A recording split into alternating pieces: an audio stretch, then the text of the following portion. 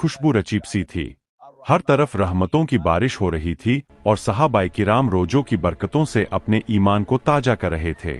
मदीने की इन्हीं नूरानी गलियों में एक छोटा सा कच्चा मकान था, जिसके दरवाजे पर जन्नत की हवाएं पहरा देती थीं। यह घर अल्लाह के महबूब सल्लल्लाहु अलैहि वसल्लम की चहेती बेटी सैयदा हजरत फातिमा रज़ियल्लाहु अन्हा और मौला अली रज़ियल्लाहु अन्हु का था।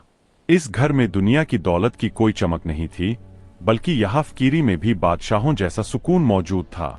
रमजान की तपती दोपहर थी और हजरत फातिमा रज़ियल्लाहु अन्हा अपने घर के कामों में मसरूफ थीं।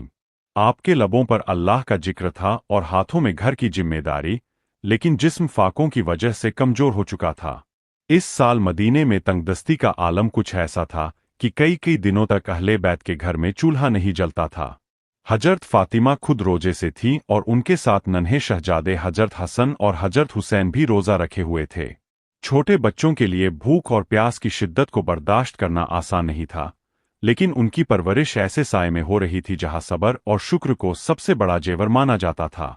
शाम के वक्त जब सूरज ढलने के करीब होता, तो हजरत फातिमा रज़ियल्लाहु अन्हा की फिक्र बढ़ जाती कि अफ्तारी के लिए दस्तरखान पर क्या रखा जाएगा। घर में खाने का एक दाना तक नहीं था और प्याले में सिर्फ सादा पानी मौजूद था। हजरत फातिमा ने बड़े ही मुकम्मल यकीन के साथ मुसल्ला बिछाया और अपने रब की बारगाह में झुक गईं। उनकी आंखों में शिकायत का एक भी आंसू नहीं था, बल्कि वो खुदा की रजा पर मुतमीन थीं। अफ्तारी का वक्त करीब आता जा रहा था और सूरज की तपिश धीरे धीरे कम हो रही थी।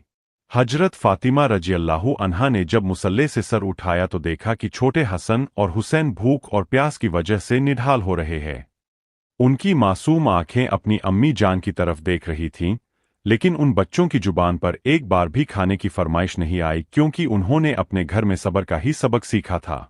हजरत फातिमा का ममता भरा दिल तड़प उठा और उन्होंने सोचा कि काश आज अफ्तारी के लिए बच्चों को कुछ खिलाने के लिए होता। तभी हजरत अली रज़ियल्लाहु अन्हु घर में दाखिल हुए। उनके चेहरे पर भी थकान थी, लेकिन आंखों में वही रूहानी चमक कायम थी।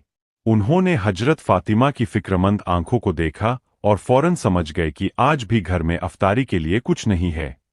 हजरत अली ने निहायत ही नरमी से फरमाया कि ए नबी की बेटी, परेशान न हो, अल्लाह ताला अपने बंदों को कभी तन्हा नहीं छोड़ता।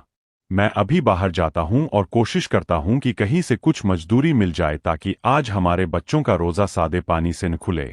हजरत अली रज़ियल्लाहु अन्हु फौरन मदीने के बाजार की तरफ निकल पड़े।